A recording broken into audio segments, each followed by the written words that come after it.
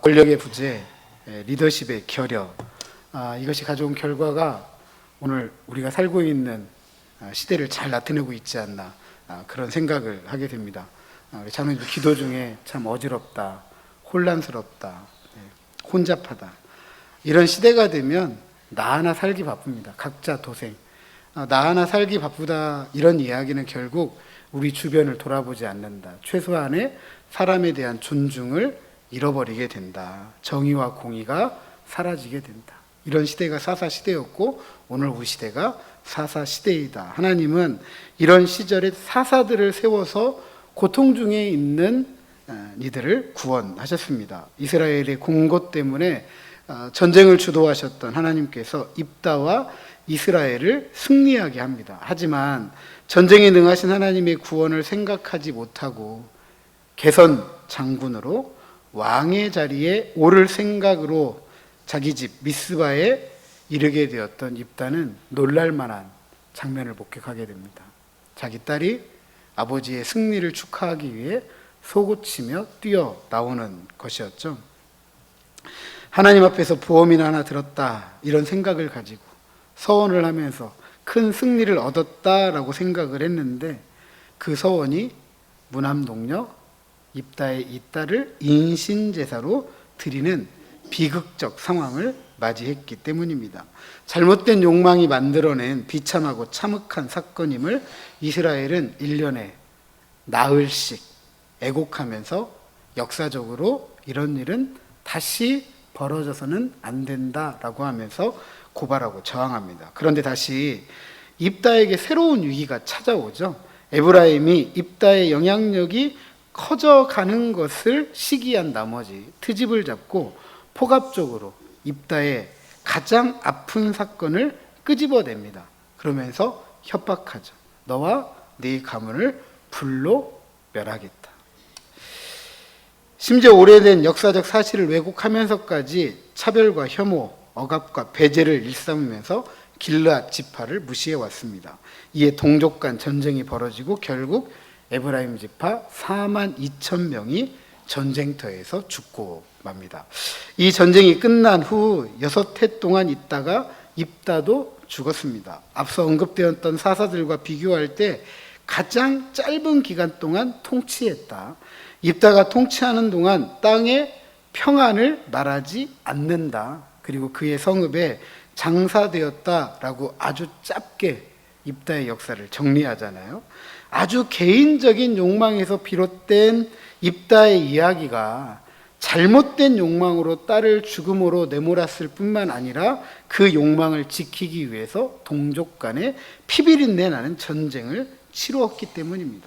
그래서 평화가 없었고 그저 기드온이 오브라를 세습했던 것처럼 입다도 권력을 사유화하면서 살았다, 이것만 이야기합니다. 하지만 권력을 세습할 자손이 없다. 결국은 입다도 다시 텅 빈 삶으로 돌아갔다라는 것을 우리가 지난 시간까지 살펴보았습니다.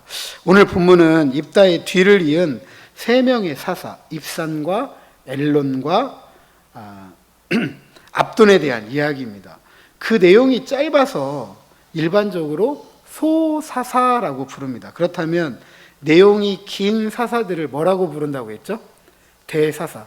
그러니까 사사가 크고 작다, 중요하다, 덜 중요하다의 문제가 아니라 내용이 많으면 대사사, 내용이 적으면 소사사.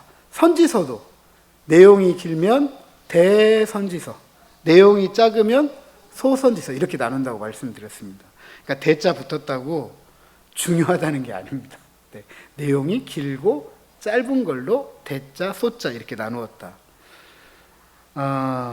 사사기에는 이 대사사 운니엘과 에훗, 드보라, 기드온, 입다, 그리고 다음 주부터 살피게 될 삼손까지 총 6명이 등장하고 대조적으로 소사사도 6명이 등장을 합니다. 앞서서 우리가 소사사 3명을 살펴보았어요.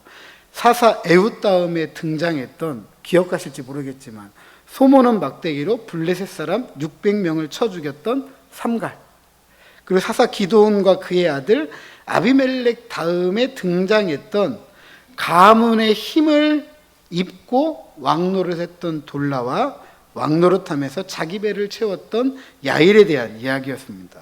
그런데 소사사들이 등장하는 이야기마다 비슷한 패턴을 취해요. 첫 번째로 소사사들이 등장할 때마다 숫자가 늘어납니다. 에훗 다음에 삼갈, 그죠?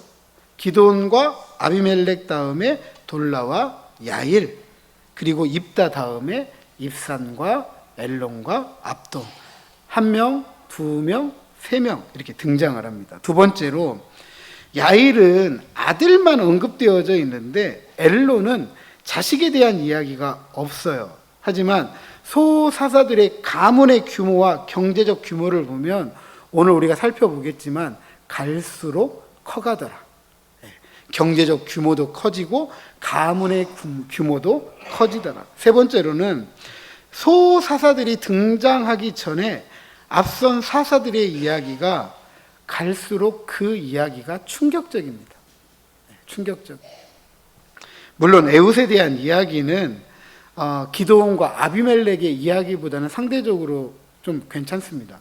근데 기드온과 아비멜렉의 이야기를 살펴보았지만 기드온은 복수에 불탔던 사람, 아비멜렉은 차별받고 배제당하고 이런 삶을 살다가 아버지의 아들, 형제였던 아들을 70명은 한 바위에서 쳐 죽였던 일, 그죠? 그리고 또 이 입다의 이야기에 비하면 기드온과 아비멜렉의 이야기는 또 상대적으로 덜 충격적이에요. 왜냐하면 입다의 이야기만큼 비참하고 참혹하고 잔혹한 끔찍한 이야기는 없기 때문에 그래요. 그죠? 딸을 인신제물로 드리고 동족 간에 전쟁을 했는데 42,000명을 전쟁터에서 죽이게 됩니다. 그러다 보니까 이 사사도 몇 명이 등장하냐면 3명이 등장하는 거죠. 입산과 엘론과 압돈. 그래서 학자들 사이에 소사사들의 숫자가 늘어나는 이유는 잔혹하고 참혹하고 비참한 이야기들을 좀 정리하고 숨 좀 쉬고 읽어라. 이게 도무지 너무 끔찍하니까 이 이야기를 계속해서 읽고 듣기에는 너무 벅차다는 거예요. 우리도 그렇잖아요. 삶을 살아갈 때 너무 힘들고 어려우면 그것이 정말 너무나도 끔찍하면 삶을 살 힘이 있어요, 없어요? 없잖아요. 남의 이야기를 들어주는 것도 숨을 돌려야 들어줄 수 있는 거지 못 들어주는 거거든요. 그러니까 너무 앞에 이야기가 끔찍하니까 끔찍하면 끔찍할수록 그 쉬는 시간을 길게 잡아주는 거죠. 한숨 쉬고 조금 더 큰 숨 쉬고 조금 더 여유를 갖고 다음 이야기를 들어라, 이렇게 이야기하는 겁니다. 그도 그럴 것이 삼손 이야기를 시작하는 사사기의 이 결론 부분에 시작되는 17장 이후에 가면 정말 상상하기 힘든 일들이 이스라엘 사이에 벌어지게 됩니다. 이래서 권위의 부재, 리더십의 결여가 가져온 혼란과 어지러움, 그리고 혼잡함이 각자 도생이라는 생존의 욕망으로 최소한의 사람에 대한 존중을 잃어버리고 살아가니까 결국 숨도 쉴 수 없을 만큼 참담하다라는 것을 가르쳐 주는 것입니다. 그래서 우리는 참된 사사이신 하나님을 우리의 삶의 주인으로 모시고 주님이 가르쳐 주신 대로 먼저 된 자가 나중되고 나중된 자가 먼저 되도록 서로 존중하고 서로 배려하고 서로 이해하고 함께하고 이런 일들을 통해서 잃어버린 이 땅의 참된 평안을 회복하는 하나님 나라의 백성으로 살아가야 할 줄로 믿습니다. 오늘 첫 번째 소사사로 소개된 입산, 베들레헴 사사, 베들레헴 사람이라고 합니다. 구약에 2개의 베들레헴이 등장해요. 스불론 지파에 속한 베들레헴이 있고 우리가 잘 아는 다윗이 태어나고 예수님이 태어나신 유대의 베들레헴이 있습니다. 그런데 우리가 읽은 본문에는 이 베들레헴이 어디에 속해 있는지, 이 입산이 어느 지파의 사람인지 정보를 주지 않습니다. 그러니까 이 베들레헴이 어디인지를 모르는 거죠. 우리가 성경, 특별히 구약 성경을 읽다 보면 항상 그 인물이 어느 지파에 속해 있는지를 굉장히 분명하게 가르칩니다. 그만큼 구약의 이스라엘 사람들에게 있어서 지파는 삶의 정체성을 나타낼 만큼 굉장히 중요한 거예요. 굉장히 중요한 거예요. 그런데 이런 중요성을 외면하고 베들레헴 사람이다라고 한 것은 어느덧 이스라엘 사회에서 지파, 즉 혈연의 중요성이 희석되고 있다. 그리고 지연적인 중요성, 내가 어느 지역에 살고 있는지, 이 지연적인 중요성이 커지고 있다라는 것을 말해줍니다. 옛날에는 우리 성씨가 굉장히 중요했잖아요. 그죠? 성씨. 그리고 같은 성씨 안에서도 학렬자 중요했어요. 학렬자가 뭔지 모르시는 우리 저 뒤에 우리 아이들도 있습니다. 학렬자. 그래서 그 학렬자를 통해서 누가 더 윗사람인지 아랫사람인지를 구분했잖아요. 근데 지금은 성씨 중요해요, 중요하지 않아요? 중요해요, 중요하지 않아요? 안 중요해요? 어떻게 아세요? 안 중요한지? 아빠 성, 엄마 성 같이 써요, 요즘은. 네. 학렬자 있어요, 없어요? 없어요. 사라진 지가 아주 오래됐어요. 오래됐어요. 지금은 별로 가문, 혈연 중요하지 않아요. 내가 누군지 거기에서 찾지 않아요. 다른 것에서 찾는 거죠. 내가 어떤 일을 하고 있는지, 내가 지금 살고 있는 곳이 어디인지, 이런 곳에서 나의 정체성을 찾지, 내가 김씨냐, 내가 이렇게 해서 누구 오빠네, 동생이네, 언니네, 이런 거 따지지 않는 거죠. 그러니까 어느덧 이스라엘도 이런 사회가 돼버린 거예요. 이런 사회가. 다시 말씀드리면 전통적인 가치의 기준이 사라졌다. 이리저리 떠돌아 다니다가 정착한 지역이 자기 자신이 되어버릴 정도로 그만큼 내가 사는 이 자리에서 내가 더 뿌리를 내리고 어떠한 입지를 만들어 가는지가 더 중요한 삶이 되었다라는 것이죠. 우리 장계분들 부산이나 뭐 대구 이런 데 많이 가셨잖아요. 그러잖아요. 그죠? 왜 그러셨어요? 여기가 살기가 힘드니까 그쪽에 가서 살고 정착하고 그쪽에서 자기의 입지를 그만큼 세워가는 거죠. 그래서 이제 아들 30명, 딸 30명을 둔 입산이 딸들은 밖으로 시집을 보내고 아들을 위해서는 밖에서 여자 30을 데려왔다라고 합니다. 이 본문도 안과 밖을 나누는 경계가 모호해요. 어느 집 아들들을 데려왔는지, 어느 집 딸들을 데려왔는지, 우리 딸들은 어느 집으로 보냈는지 잘 몰라요. 성경이 기록해주고 있지 않습니다. 오직 입산의 관심은 뭐냐면 내가 사는 곳에서 내 입지를 견고하게 세우는 거예요. 우리 아들들은 누구든지 데려와서 이곳에서 사는데 입지가 흔들리면 안 되는 거고, 내 딸을 시집 보냈는데 그곳에서 나처럼 입지를 굳건히 세우고 살아갈 수 있도록 만들었다. 이거 한 가지만 우리가 알 수가 있습니다. 어느 지파, 어느 민족, 어느 종족인지는 알 수 없지만 결혼을 통해서 이거 뭐 하는 거죠? 오늘날도 많이 하던데 정치인하고 경제인하고 아니면 뭐 이런 식으로 결혼 많이 하잖아요. 뭐 하는 거죠? 정략결혼. 정략결혼. 정치적, 경제적 입지를 굳건하게 하려고 힘을 썼던 거죠. 다시 말해서 자녀들의 결혼까지도 정략적으로 이용해서 자신의 이익, 권력과 부를 쌓아갔다라는 것을 알 수가 있습니다. 이런 입산의 태도 누가 생각이 나요? 기드온도 그랬잖아요.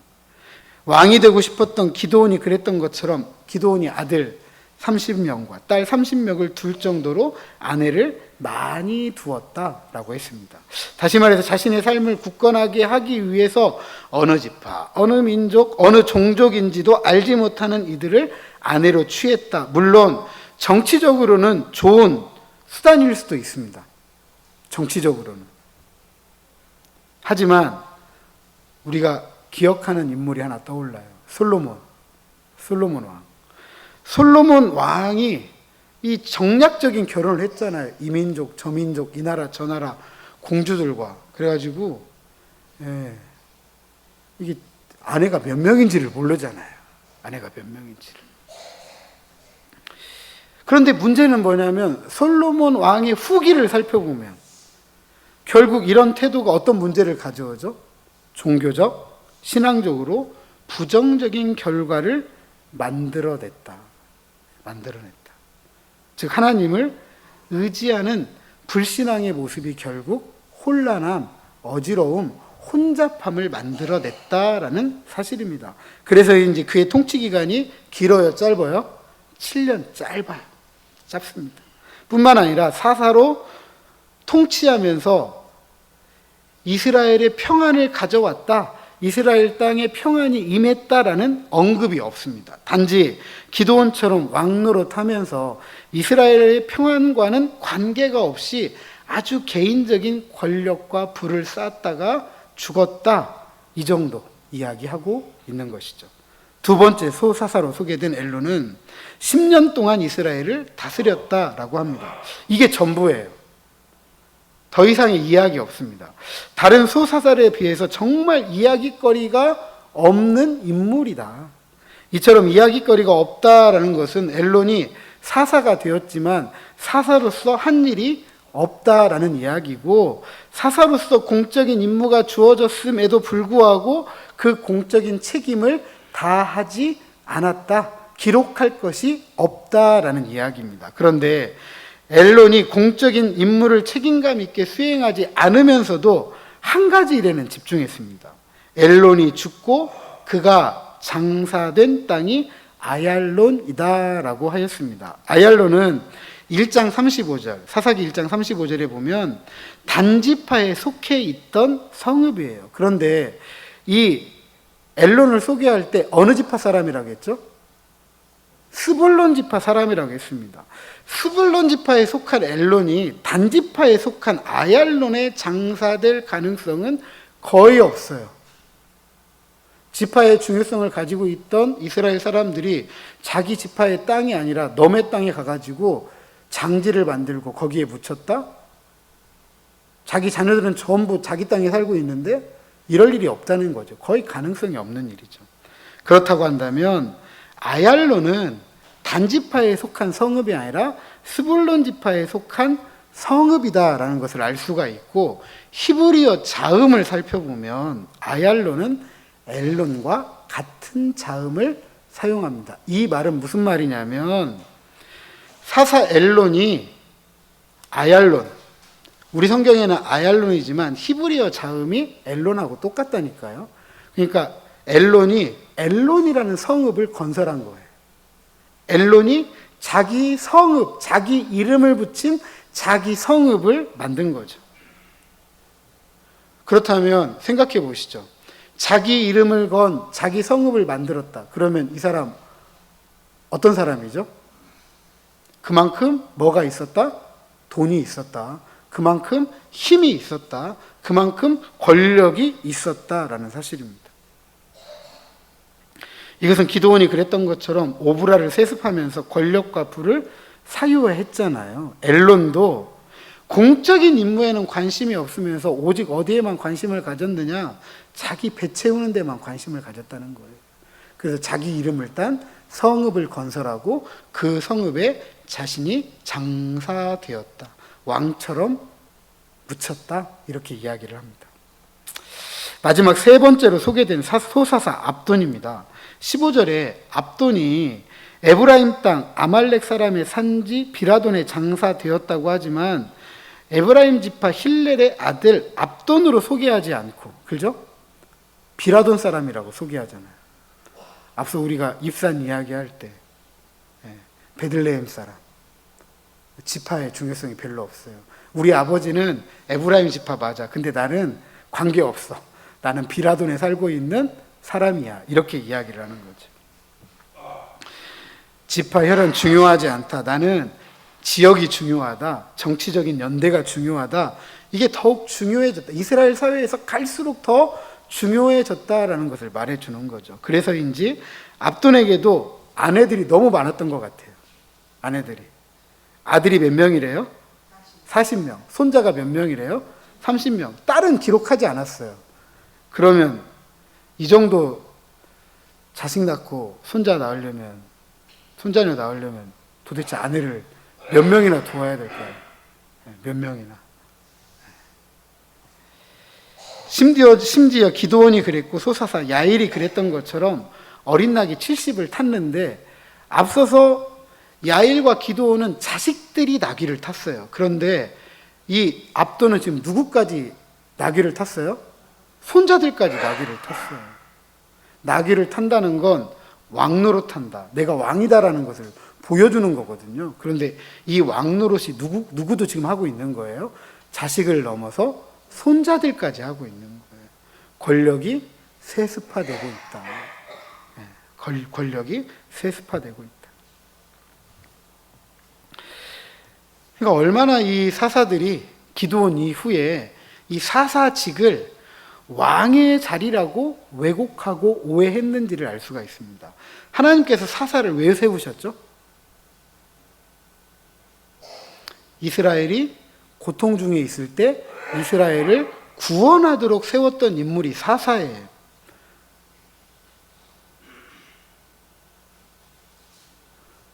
그러니까 이스라엘을 구원할 일이 없으면 사사를 세울 이유가 있어요, 없어요? 그리고 사사를 하나님께서 세우시는 거잖아요. 하나님께서 안 세우셨을 거예요. 그런데 자기들 스스로가 사사가 된 거예요. 오늘 본문 3명의 이 소사사를 소개할 때 이렇게 소개해요. 그 뒤를 이어 사사가 되었더라. 그 뒤를 이어 사사가 되었더라. 그 뒤를 이어 사사가 되었더라.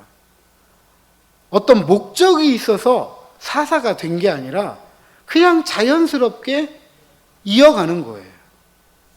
자연스럽게. 그러니까 이 사사직을 높은 자리에 올라가서 권력과 부를 쌓아가면서 그것을 풍성하게 누리고 그걸 사유화하고 세습하면서 우리 가문 세워가 보자, 이런 식으로 오해를 했던 거죠. 왕권을 모방하면서 8년 동안 자기 배 채우는 일에 혈안이 되었다. 그러면서 왕처럼 장사되었다라고 하고 있습니다. 문제는 앞선 입산과 엘론이 그랬던 것처럼 이들이 통치하는 동안 이스라엘에 평안이 없었다는 거예요.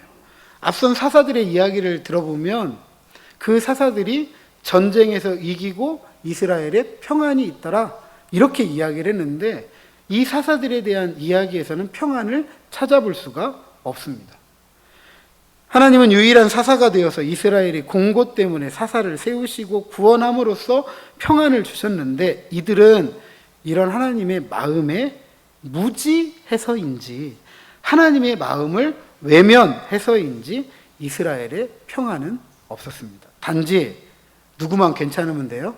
나와 내 가족들과 가문만 괜찮으면 돼요.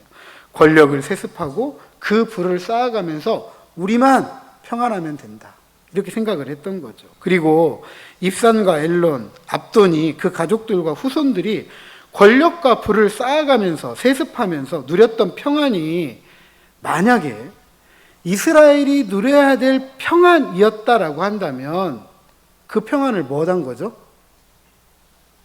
뭐 한 거죠? 뺏은 거죠. 뺏었죠.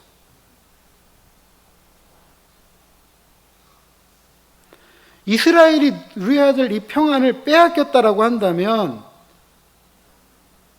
이 입산과 엘론과 압돈이 누린 평안은 이스라엘 백성들이 흘린 땀, 그들이 흘린 눈물, 그들이 흘린 피의 값인 거죠.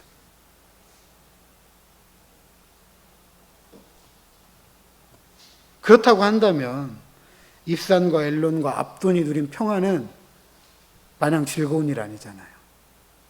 마냥 기쁜 일 아니잖아요. 마냥 행복한 일 아니잖아요. 사사기 저자는 왕이 되고 싶어서 왕노릇했던 기드온과 아비멜렉을 따르는 이런 사사들의 행태에 윤리적, 신앙적인 이 부정적인 모습을 보았을 때 이들을 더 이상 신뢰할 수가 없다라는 것으로 평가를 하는 겁니다. 더 이상 신뢰할 수 없다. 더 이상 신뢰할 수 없다라는 얘기는 결국 새로운 리더십, 새로운 지도자, 공적인 임무를 책임 있게 감당할 수 있는 그런 인물이 필요하다라는 것을 요구하는 겁니다. 성경은 이 인물을 의로운 왕이라고 선지자들은 이야기합니다. 그렇다면 권위의 부재, 리더십의 결여의 시대를 살아가는 우리도 공적인 책임을 다하는 리더십, 권위를 행사하는 의로운 왕을 기대할 수밖에 없잖아요. 우리가 살아가는 현실이 그렇고 우리의 삶이 그렇잖아요. 그리고 우리가 교회를 위해서 기도하고 있는데 오늘 우리 시대의 교회가 그렇잖아요. 참된 목회자 바라고, 참된 통치자 바라고, 참된 삶, 평안을 누릴 수 있는 삶을 기대한다라고 한다면 그런 공적인 책임을 다할 수 있는 의로운 왕을 기대할 수밖에 없는 거죠. 그렇다면 우리가 기대하고 꿈꾸는 의로운 왕은 어떤 왕일까? 물론 성경은 이 왕을 하늘의 아버지 하나님이라고 소개합니다. 그리고 이 하나님께서 우리가 사는 이 땅에 오셨는데 그분을 예수 그리스도라고 합니다. 그리고 그분의 영이신 성령님을 우리에게 보내주셨잖아요. 만왕의 왕, 만유의 주, 참 주와 신이신 삼위 하나님께서 이 땅을 살아가는 우리에게 그분의 나라를 말씀하시고 또 말씀하신 대로 살아가며 우리를 가르치신 메시지를 우리가 귀담아 들을 때 우리가 기대하는 의로운 왕, 우리가 꿈꾸는 의로운 왕, 그 왕이 통치하는 세상에 대해서 말할 수 있을 것입니다. 성경이 말하는 그 메시지는 정의와 공의로 점철되는 하나님의 나라입니다. 그래서 세례 요한, 예수님이 이 땅에 와서 던졌던 첫 번째 메시지가 회개하라, 천국이 가까이 왔느니라. 그 하나님 나라는 정의와 공의로 점철되는 나라입니다. 최소한의 사람에 대한 존중으로 나와 너, 우리가 함께 살아가는 세상, 하나님을 사랑하듯 이웃을 사랑하는 세상, 이런 세상을 살아가기 위해서 먼저 된 자가 나중되고 나중된 자가 먼저가 되는 서로가 서로를 섬기는 세상, 그렇게 섬기는 세상을 만들기 위해서 존중하고 배려하고 이해하고 연대를 통해서 서로의 삶의 자리를 지켜주는 세상, 바로 그런 세상입니다. 그 삶의 자리를 빼앗겼던 이들의 삶을 지켜주기 위해서 예수님은 그들의 뭐가 되셨죠? 친구가 되셨잖아요. 그렇다면 오늘 교회를 함께 섬기며 하나님 나라를 말하는 우리 성도들은 어떻게 해야 될까? 하나님 나라를 살아가는 하나님의 백성들, 하나님의 자녀들, 그리고 그리스도를 따른다고 하는 그리스도의 제자들인 우리 성도들이 함께 감당해야 될 공적인 책임은 무엇일까? 그것은 하나님 사랑, 이웃 사랑입니다. 먼저 하나님을 사랑하기 위해서 말씀을 사모하고 말씀을 따라 하나님을 예배하는 일에 힘써야 하고 그 말씀을 살아내야 합니다. 그러기 위해서 교회는 모여야 해요. 말씀대로 살려면 말씀을 알아야 되고 말씀을 알려면 들어야 되고 배워야 되고 그렇잖아요. 그래서 모여야 돼요. 일주일에 한 번 1시간 말씀 듣는 것 부족해요. 들어도 잘 이해가 되지 않고 들어도 잘 깨달아지지 않고 들어도 잘 살지 못하는데 듣지 않는다면 얼마나 모르고 제대로 살 수 있겠느냐는 거죠. 왜 아이들은 죽도록 학교 보내시죠? 학교 빠지면 혼내시잖아요. 물론 요즘은 뭐 체험학습, 뭐 이렇게 자율학습 할 수 있도록 뭐 쓰기도 하지만 뭐 그런 거 아닌 이상은 자녀들이 뭐 떼쓴다고 학교 안 보내진 않으시잖아요. 저도 학교 안 가면 죽는 줄 알았어요. 그래서 아픈 날에도 학교를 갔던 것 같아요. 저희 아버지 상 치를 때 빼고는, 초등학교 6학년 때 빼고는 한 번도 결석한 적이 없습니다.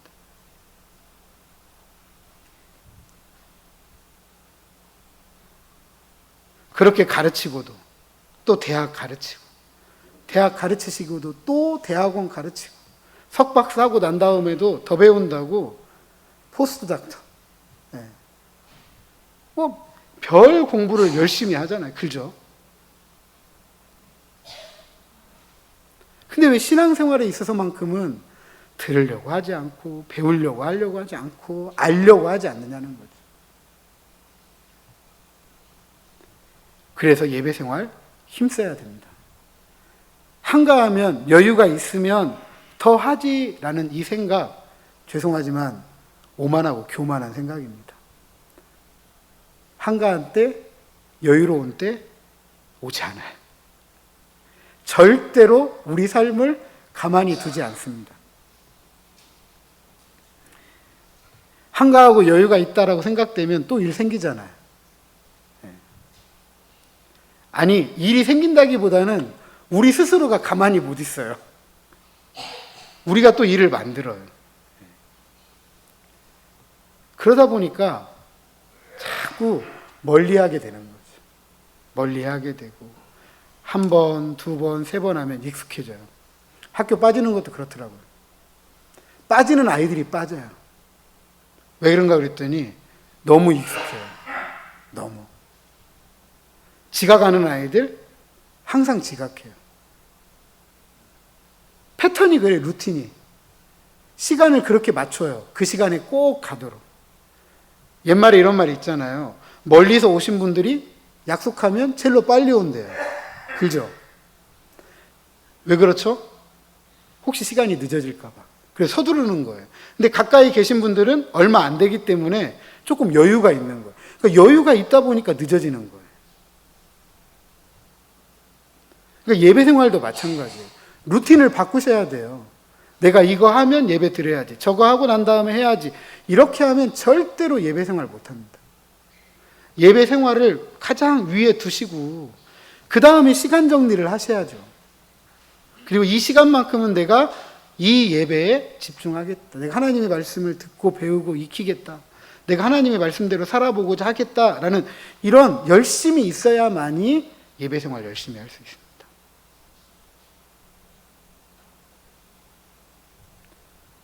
특별히 우리 중재직들은 이건 책임이에요. 공적 책임이에요. 공적 책임. 다 공부하고 서약할 때 약속하셨던 거잖아요. 예배생활 열심히 하겠습니다. 봉사생활 열심히 하겠습니다. 헌금생활 열심히 하겠습니다. 전도 열심히 하겠습니다. 다 약속하셨던 거예요. 내가 나이가 많으니까 이만큼 했으면 됐지. 하나님이 일하시니 예수님도 나도 일한다 그랬어요. 오늘도 하나님이 일하시고 예수님이 일하시는데 내가 나이가 많은 것하고 무슨 상관이 있습니까? 내가 그래도 두 발로 걸을 수 있고 힘이 있다고 한다면 예배를 사모하시고 예배에 열심을 다하시기를 주님의 이름으로 부탁드립니다.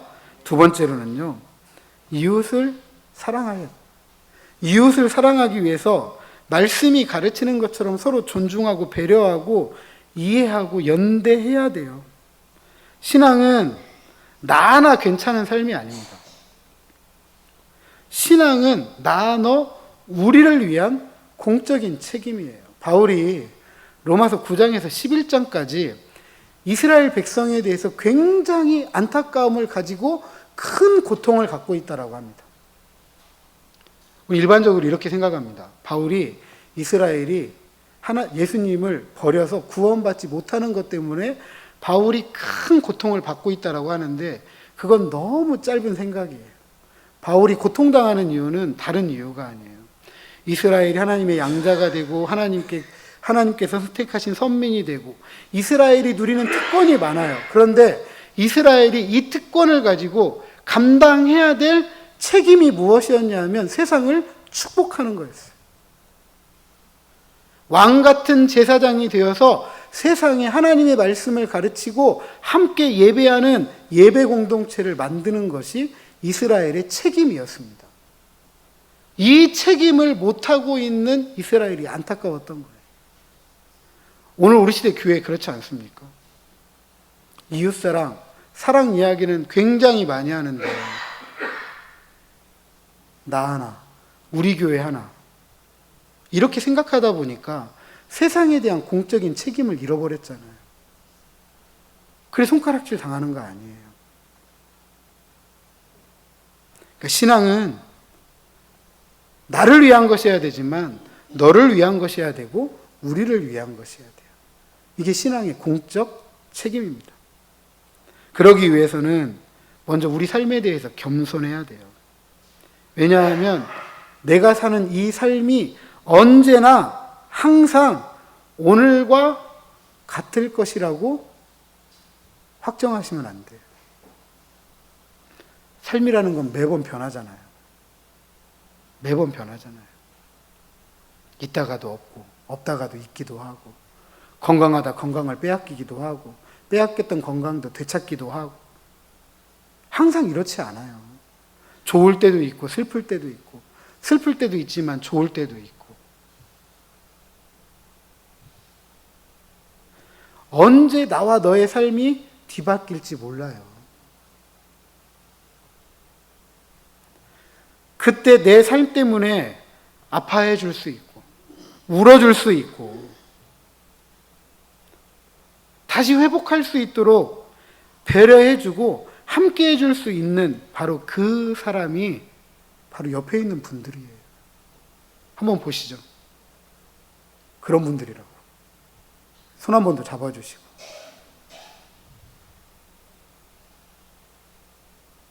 그래서 우리 서로에게 정말 잘해야 됩니다. 한번 서로 권면하시죠. 잘합시다. 잘하려면요. 이것부터 고쳐야 됩니다. 서로 폄훼하거나 험담해서는 안 돼요. 내가 여기서 내뱉잖아요. 낱말은 누가 듣는데요? 새가 듣고 반말은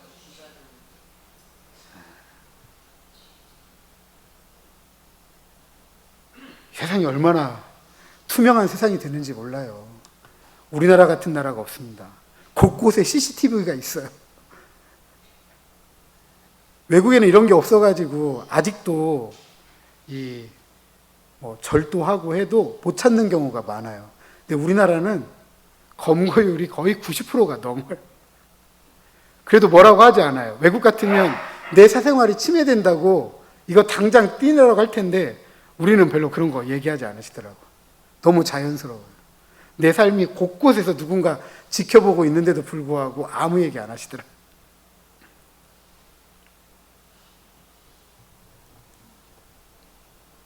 사람 사이의 관계는요, 큰일 때문에 문제 안 생기더라고요.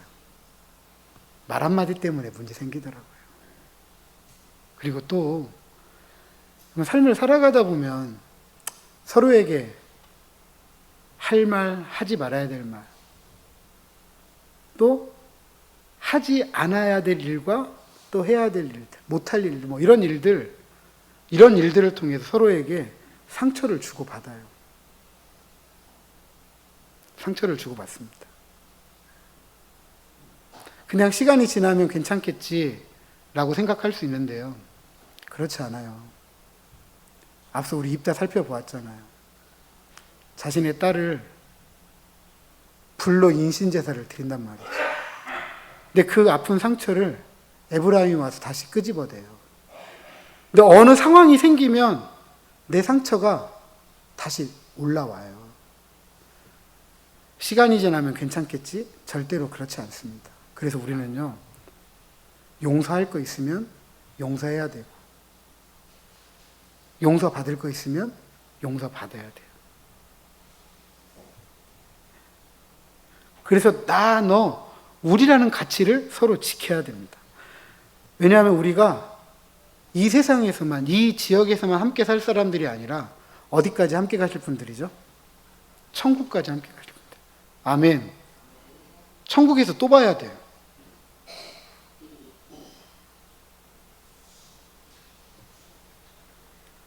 이 가치를 지켜야만이 나와 너, 우리의 삶에 대한 평안이 있고 이 땅이 참된 평안을 누리게 되는 것입니다. 그리고 이런 평안을 우리 모두가 함께 누리는 정의와 공의가 강같이 하수같이 흐르는 하나님 나라이고, 이 하나님 나라를 예수님은 이 땅에 오셔서 우리들에게 가르치셨고 자신의 삶으로 보여주셨던 것입니다. 부디 유일한 사사 되신 하나님을 잘 배우고 알고 깨달아서 그 하나님을 닮은 하나님의 백성, 하나님의 자녀, 그리스도의 제자로 살아가면서 하나님 나라의 공적인 책임, 하나님 사랑, 이웃 사랑을 통해서 이 땅이 잃어버린 참된 평안을 회복하고 그 나라의 평안을 풍성하게 받아들이며 살아가는 저와 여러분, 우리 모두가 되시기를 주님의 이름으로 축복합니다.